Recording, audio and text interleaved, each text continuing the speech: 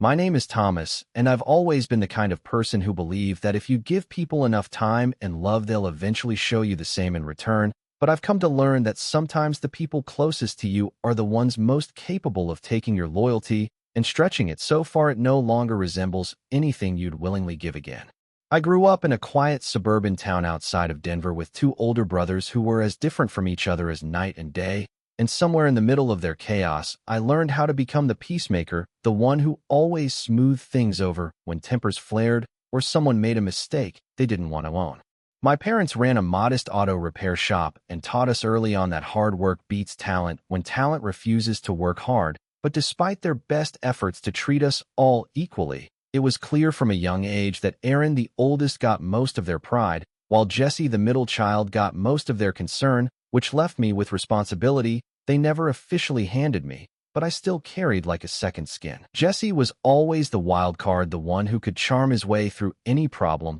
but never stuck around long enough to deal with the consequences, and no matter how many chances he burned through, my parents would always find some way to defend him, as if worrying about him was easier than admitting he'd outgrown their ability to keep him in line. Meanwhile, I became the dependable one, the person everyone called when they locked themselves out of the house, or forgot an appointment, or needed help moving a couch. And while I never complained out loud, I slowly started measuring my worth in how useful I could be to other people, which is something that feels noble until it starts eating away at your own sense of identity. I met Mia at a local fundraiser for the animal shelter I volunteered at on weekends, and the moment we started talking, it felt like I had finally met someone who didn't need me to fix anything, just someone who actually wanted to know who I was beneath the reliability and routines I had wrapped around myself like armor. She had this way of asking questions that weren't just polite small talk, but invitations to be seen fully, and I fell for her in the kind of way you don't plan for, the kind that sneaks up on you between grocery store trips and late-night walks,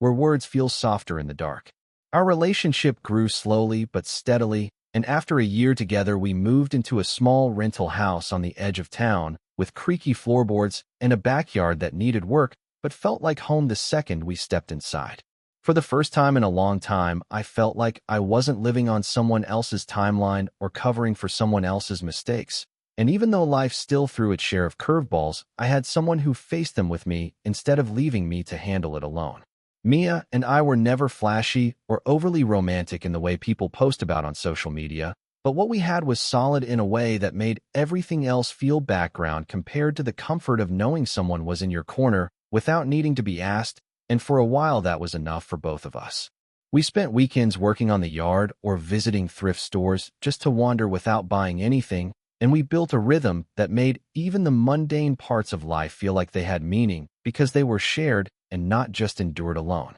It wasn't perfect, we had our disagreements and misunderstandings like any couple does, but the difference was we always came back to each other with soft words instead of sharp ones, and that kind of emotional safety was something I didn't know I'd been craving until I finally had it. Everything changed when Jesse showed up again out of nowhere, the way he always did when things fell apart, and he needed somewhere to land. And even though every part of me hesitated, I still offered him our guest room for a couple of weeks, because that's what I'd always done, and Mia, being the kind and generous soul she didn't question it, even though she barely knew him beyond the stories I had told. At first it was fine. He stayed out of our way, helped with chores, and seemed genuinely grateful to have a roof over his head and a warm meal that didn't come from a microwave or vending machine, and I let myself believe that maybe this time would be different, that maybe he had finally reached the point where change was more appealing than chaos. But it wasn't long before little things started to shift, like the way he would linger a little too long in the kitchen when Mia was making coffee,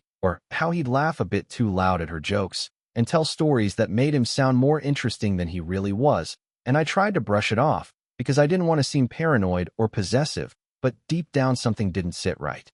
Mia didn't notice at first, or if she did, she didn't say anything, and I told myself I was just overthinking things because of our family history and not because anything was actually wrong, but the feeling kept growing and I couldn't ignore it. Then one evening I came home early from work and found them on the back porch talking quietly, and the moment they saw me they both straightened up like teenagers caught sneaking out past curfew, and while no one said anything I could feel the tension like static in the air. That night I asked Mia if everything was okay, and she looked at me like she wanted to say something but wasn't sure how and finally just said she was feeling overwhelmed and maybe we had taken Jesse in for too long and maybe it was time for him to figure things out on his own again, and I agreed even though I couldn't shake the suspicion that this conversation wasn't really about space, it was about boundaries that were starting to bend in directions I didn't want to name out loud. So I told Jesse the next morning that it was time for him to move on, and while he didn't argue, he didn't look surprised either, just nodded slowly like he'd expected it, and thanked me for helping him get back on his feet again even though I wasn't convinced he'd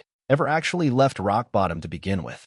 After Jesse left, the atmosphere in the house shifted ever so slightly in a way I couldn't fully explain but definitely felt every time Mia walked past me without meeting my eyes or answered questions with fewer words than usual, like she was trying to build a buffer of silence between us without actually starting a fight. I told myself it was just a transition period, that things would go back to normal once we found our rhythm again without someone else sleeping in the room down the hall, but that normal never came, and instead of talking about it we both danced around the tension like it might go away if we ignored it long enough. I started noticing how she was on her phone more often but would tilt the screen away when I walked into the room, or how she suddenly had new playlists on her streaming account with artists I'd never heard her mention before, and when I asked where she discovered them she shrugged and said a coworker had recommended them. One night after she fell asleep, I sat alone on the couch flipping through channels I wasn't watching and thinking about how easily comfort can slip into confusion when the foundation starts to crack just slightly at the edges and no one wants to be the first to acknowledge it. I didn't want to believe that something was happening between her and Jesse because that kind of betrayal felt too close to the worst parts of my past and too far from the woman I thought I knew better than anyone else in the world, but the feeling wouldn't leave me alone, and eventually I had to face it head on.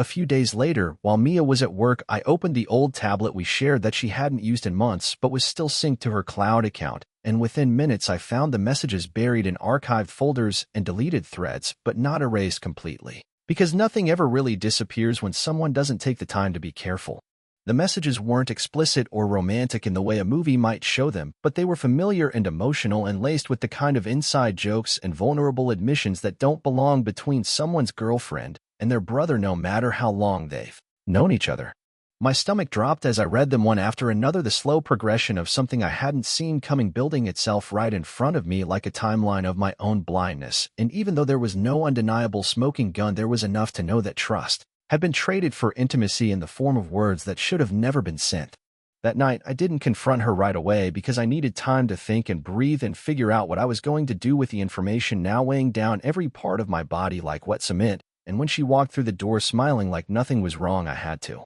excuse myself just to stop from saying something I couldn't take back. The next morning, I asked her plainly if there was anything she wanted to tell me, anything she thought I should know, and she paused just long enough for me to realize she wasn't going to say it unless I forced her to, and so I did. I told her I saw the messages and that I wanted her to explain them because I couldn't keep living in a house where I wasn't sure if the person next to me was still mine and the way she used to be. When I asked her directly, the silence that followed was heavier than any argument we'd ever had, and I could see in her eyes that she wasn't shocked by what I knew, but more by the fact that I finally said it out loud, which meant whatever line had been crossed wasn't something impulsive or misunderstood, but something she'd already justified in her own mind long before I ever found the evidence. She didn't deny the messages or try to explain them away as jokes or harmless venting between two people who happened to get along too well. She just sat down on the edge of the couch and said she didn't mean for it to happen, which is one of those phrases people use when they want to acknowledge the damage without accepting the full weight of their own decisions.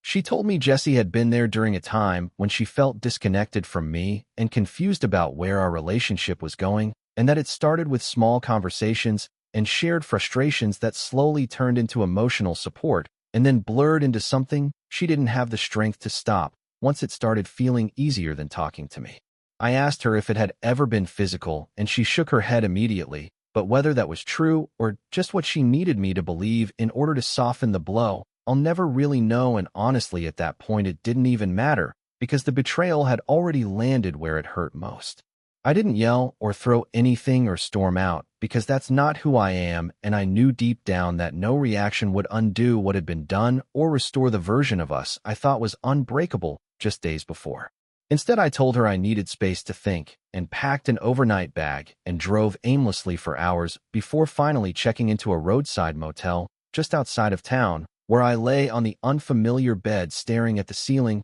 while trying to figure out how someone so close could feel like a stranger in a matter of minutes. The next day, I called my boss and took a week off work, which was the first time I'd done that in years, and I spent the next few days sitting in coffee shops and taking long walks and replaying every moment of the past few months like a detective trying to solve a case where the answer was already known, but the motive still didn't make any sense. Jesse didn't reach out, and neither did my parents, because I hadn't told anyone what happened, and part of me didn't want to not, because I was protecting them, but because I didn't want to hear their voices try to make sense of something I was still struggling to accept. Eventually, I went back to the house, and Mia was there waiting on the porch looking smaller than I'd ever seen her, and she asked if I wanted to talk, but I told her not yet, because I still didn't know whether forgiveness was even on the table or if all I wanted was closure. We lived in that quiet limbo for a while where nothing was said, but everything was felt, and every shared room carried an invisible line between us that neither of us crossed unless absolutely necessary, and even then only with guarded words and eyes that avoided too much contact. Some nights I'd hear her crying in the other room, and I didn't go to her not because I didn't care, but because I didn't know if comforting her would be healing or enabling, and I wasn't ready to risk confusing the two. During that time in between where nothing was officially broken, but everything felt irreversibly cracked, I found myself drifting in and out of memories that once brought comfort, but now only echoed with questions I didn't have the heart to ask, because I already feared the answers would only deepen the pain I was trying so hard to keep at a manageable distance. I would sit on the porch with my coffee and watch the neighborhood go through its daily routine like nothing in the world had changed, while inside my head everything was shifting in slow motion, peeling apart the version of my life I had built with so much intention and care only to discover it had been reshaped in secret by people who claimed to love me. I kept wondering how long it had been going on, not just the messages but the disconnect,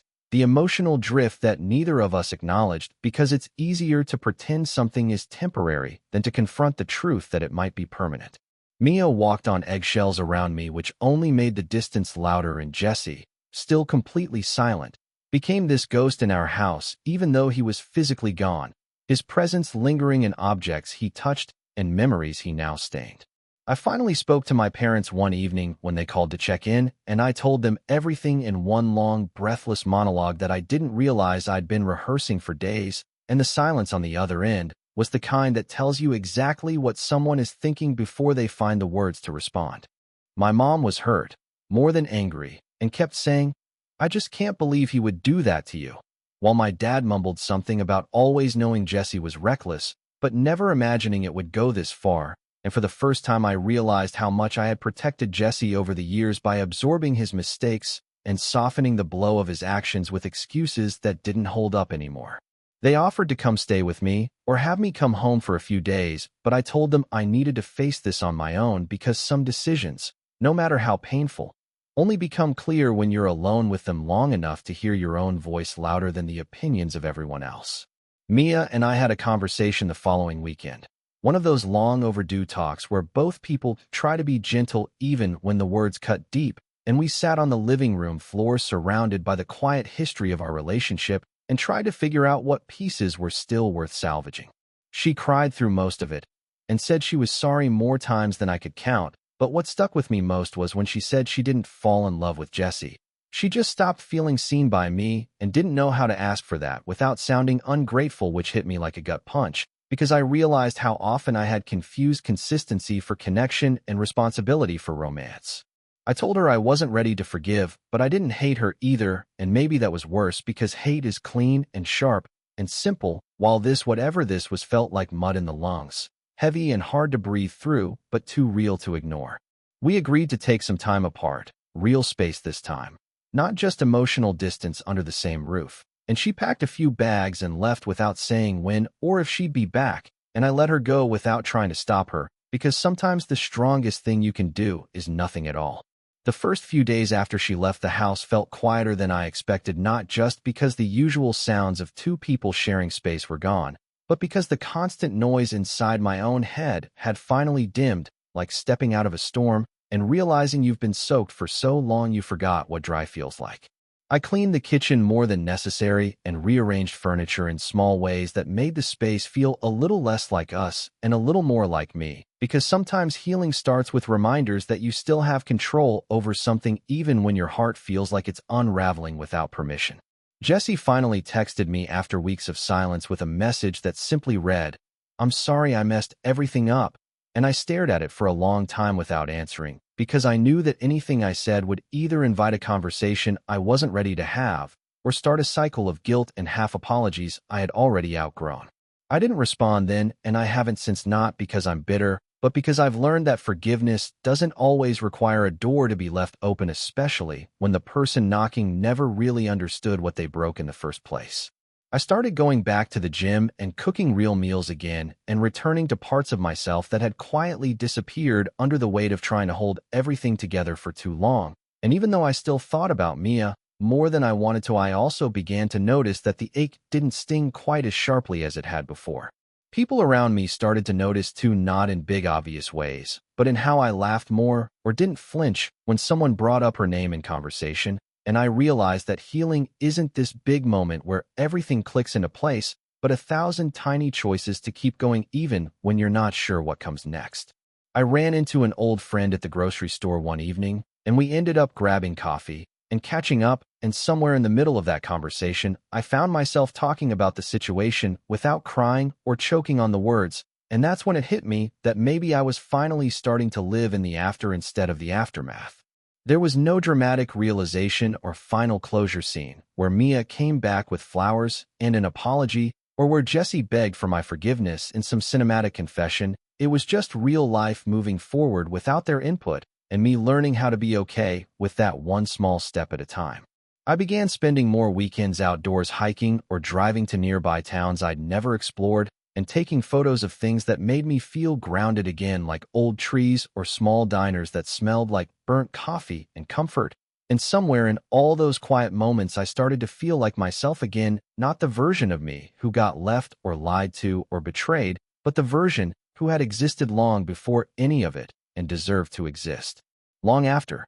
I didn't know where things would go from there or if I'd ever fall in love again, but I stopped fearing that possibility because I realized love isn't what breaks you, it's who you give it to that decides what it becomes, and I was finally ready to stop giving mine to people who only ever held it with one hand. It had been about 3 months since Mia left when I saw her name appear in my inbox, not as a text or a call, but as an email with the subject line, "I've been thinking." And even before I opened it, I knew the words inside weren't going to undo anything, but would instead try to explain the part of the story she never got to tell when things were falling apart too fast for either of us to speak clearly. The email wasn't dramatic or manipulative or filled with pleas for another chance, but instead read like a letter someone might write when they've finally had the time and courage to sit with their mistakes long enough to understand what they really meant and what they actually cost. She talked about the way guilt had followed her into every room, and how she kept replaying the months before it all collapsed, trying to figure out the exact moment she stopped being honest with herself and started becoming someone she didn't recognize and didn't like. She admitted that she had crossed lines with Jesse she couldn't uncross even if things never became physical, and she told me that the reason she hadn't reached out sooner was because she didn't want to reinsert herself into my life just to make herself feel better about the choices she made. What caught me off guard wasn't the content of the email, but the tone of it, measured, sincere. Not looking for redemption, but simply hoping for understanding, and I found myself reading it 3 or 4 times, not because I didn't believe her, but because I needed to sit with the version of her that finally sounded like the person I once fell in love with. I didn't reply right away because I didn't want to respond from a place of residual anger or sympathy, but rather from whatever calm I had built inside myself over the past few months, and when I did write back, I kept it simple and honest. I told her I appreciated her words and that I hoped she was being kind to herself, but that I wasn't in a place where reconnecting made sense because healing had taken too long to risk reopening a door that no longer led to the version of us that once existed. She replied with a single line, "I understand, and I'll always be sorry." And after that we never spoke again, and for once that kind of ending felt like closure instead of avoidance. As for Jesse, he continued to exist somewhere on the fringes of my life, popping up in social media feeds and through occasional family updates, but never close enough to matter anymore. And even though I sometimes wondered if he ever truly regretted what happened, I stopped needing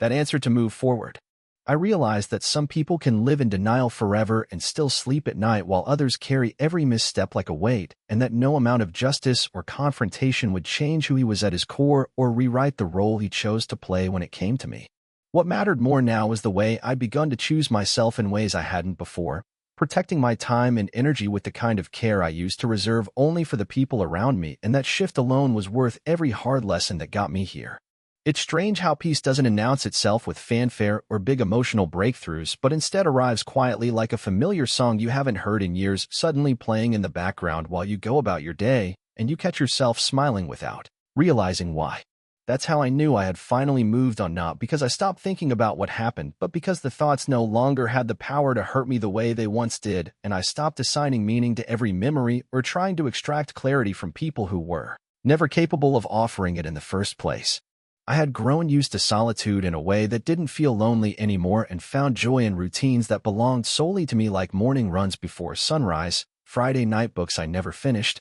or cooking meals that didn't have to be shared to feel satisfying. I didn't rush into anything new because for the first time I wasn't looking for someone to distract me or fill in the empty spaces, but instead was learning how to sit with them and realize they weren't as empty as I thought, just quiet. And sometimes quiet is where the good things begin. One afternoon, while browsing a local bookstore, I ran into someone I vaguely recognized from a community event months earlier, and we ended up talking about nothing in particular for nearly an hour before exchanging numbers, not out of obligation, but because the conversation felt light and honest in a way I hadn't experienced in a long time. Her name was Rachel, and we didn't dive into deep stories or rush into late-night texts, but instead let things unfold slowly, casually. Like neither of us were in a hurry to prove anything or get ahead of the moment we were in. She didn't know about Jesse or Mia or the entire mess I had spent the past year untangling, and I didn't offer it all at once because it didn't define me anymore, and that alone was enough to remind me how far I'd come. We went on a few walks, talked about our favorite childhood meals, and laughed about how serious everything used to feel in our 20s, when really most of it was just us trying to pretend we had things figured out while scrambling to hide our insecurities under ambition. I didn't know where it would go, and that uncertainty didn't scare me, because I wasn't looking for guarantees. I was looking for moments that felt right when they happened, not promises about moments that might never come. I still thought about the past from time to time, but more as a story I used to know by heart than something I was still trying to rewrite or relive, and I think that's the true marker of healing, not forgetting, but remembering without wanting to go back. I realized I didn't need a dramatic love story or perfect ending to feel whole again, because wholeness wasn't something someone else could give me, it was something I had finally learned how to give myself. And while I hadn't figured everything out, I had figured out enough to know that self-respect, peace, and emotional clarity were worth more than any relationship built on apology and repair alone. It's taken me a long time to understand that not every story needs a dramatic conclusion or perfect symmetry to be worth telling, and that some chapters close quietly with no applause, just a deep breath and a door that stays shut, not because of bitterness,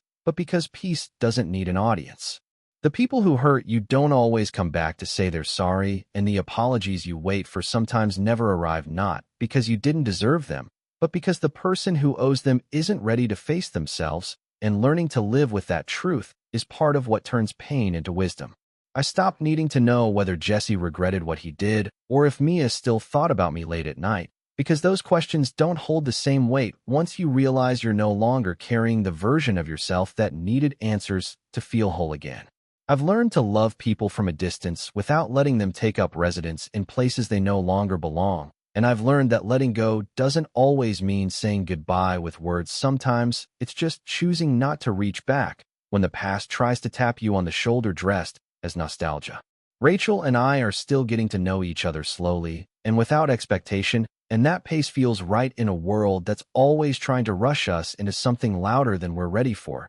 And whether it becomes something big or stays something gentle, I'm grateful for what it's already taught me about patience and presence. I still get quiet some nights and think about how different things could have turned out if just one decision had gone another way, but I no longer let those thoughts linger too long, because wishing away the past never builds the kind of future worth living in. If you're listening to this and sitting in your own version of betrayal or heartbreak, I hope you know that healing is not linear, and sometimes it looks like crying in your car, and sometimes it looks like laughing at a joke you didn't think would make you smile again, and both moments are sacred. You are not defined by the people who failed to love you fully or by the mistakes you made trying to hold them close. You are defined by the quiet strength it takes to choose yourself when it would be easier to keep chasing what was never really yours. And if nothing else, I hope you remember this. Closure is not a door someone else opens for you. It's the one you walk through by yourself when you're finally ready to stop waiting for a better past and start choosing a better future.